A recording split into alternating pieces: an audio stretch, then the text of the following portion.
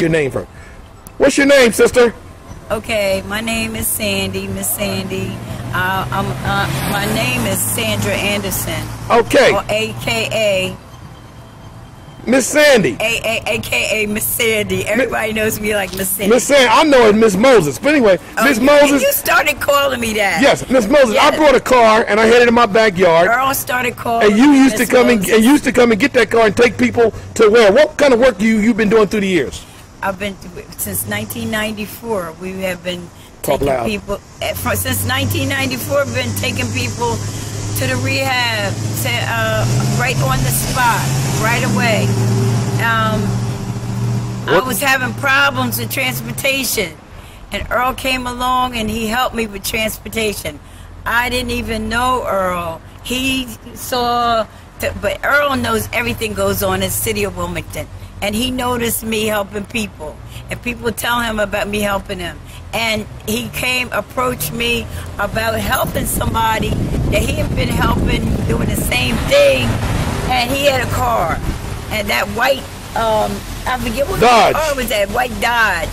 And I used to take people, he used to let me use that car, take people to the rehab when I didn't have a car. I blew up a brand new Neon riding back and forth to Philly.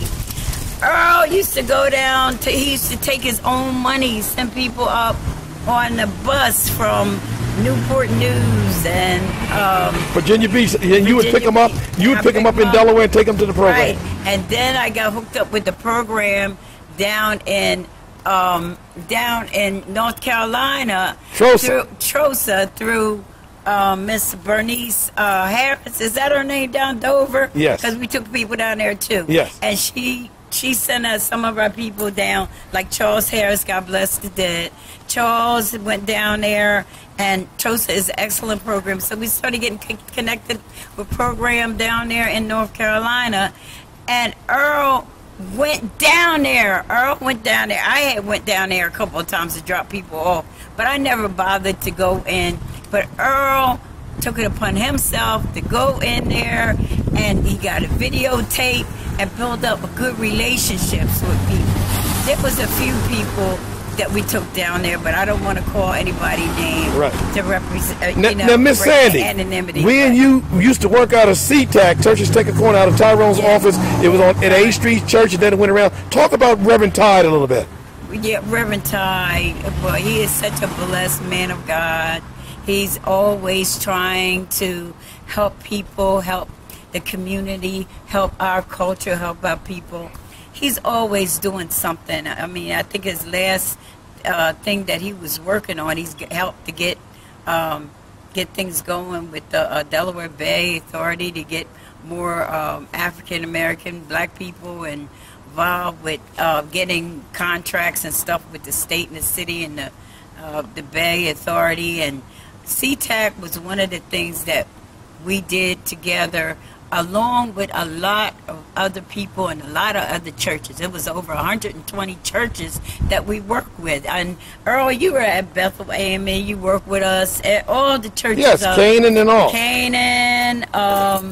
I can't even. I don't even want to start to name all the churches. Reverend Daniels. Reverend Daniels with A Street Baptist, and then it was a Resurrection Center, and my church, Rock of Ages Baptist Church, Simpson Church.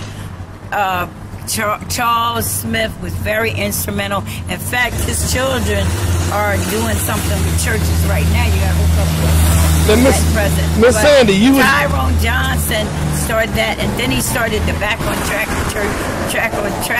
on Track program with Sean Allen, who works for Parks and Rec with the city right now. We started a lot of things we did. I remember Tammy Lolly.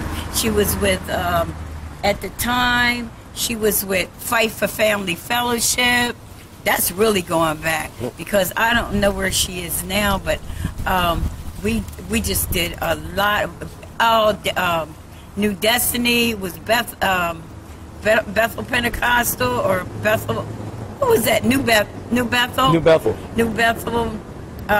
I forget. I don't know if that's the name or not. But now with Apostle Weeks, it's New Destiny Fellowship Church. And Miss Sandy, through the years, I would say you saved. I would say through the years you had took over 100 people out of here. I'm exaggerating. No, it was more than that. More than that. Yeah, over 100. Too. You met. Yes, we took quite a few hundreds out of here. Yeah, you would come and get them late at night, like and you would take them for like 1,000. So you would take them late at night to Pennsylvania to get to a rehab. They didn't need no ID or nothing. What was going on in Pennsylvania was when you hit the Pennsylvania, you got $200 worth of food stamps, $200 in cash money. That helped you did the program. Thanks to people like Miss Sandy, SeaTac, Tyrone Johnson, Reverend Daniels, a lot of people got saved, and they're up in Pennsylvania doing good for themselves. Yeah, and Reverend Daniels, we don't want to forget him with the Teen Challenge program. Teen Challenge, he working with the teen, still working with the Teen Challenge program. Miss Vicky's, I don't know Vicky's last name, but Vicky works with him, and she does a lot with the prison. In fact, I think she works at the prison now. Yeah, she works for the prison, and she went through the Teen Challenge through Reverend Daniels.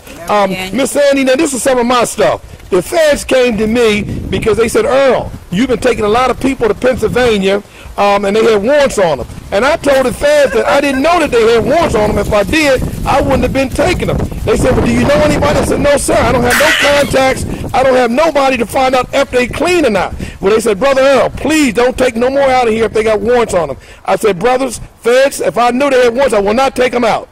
Now, I'm done. I had the same problem, Earl. In fact, I had to really back up with taking people.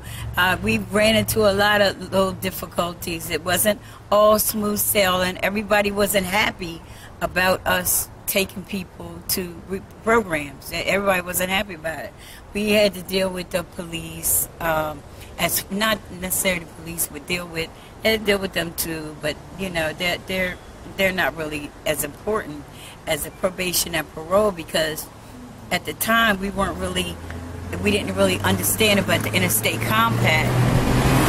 You're not allowed to take, people aren't allowed to go out of the state. We're on probation and parole, so we really had to be educated. We learned a lot of things. Yes, we that did. Time, and because we just wanted to do the Lord work, and the Lord says, do whatever you do it decent and in order. Right. And that's all we wanted to do. So if we did anything wrong in our efforts trying to help people, we sure didn't mean to do that. Right. Well, Miss Sandy, thank you for all of the hard work you've done. Anything else you want to say? Because I'm going to shut this interview down. I just want to thank the Lord for you, girl, you know, and all that you do. And I just want to encourage you to keep on moving. And I remember that house, Earl, that you had, and when we walked in the house, you could look up and see the sky. And then the next year, you said, I'm going to get this house up and going. I've got people helping me. And the next year, that house was so awesome. That's one thing.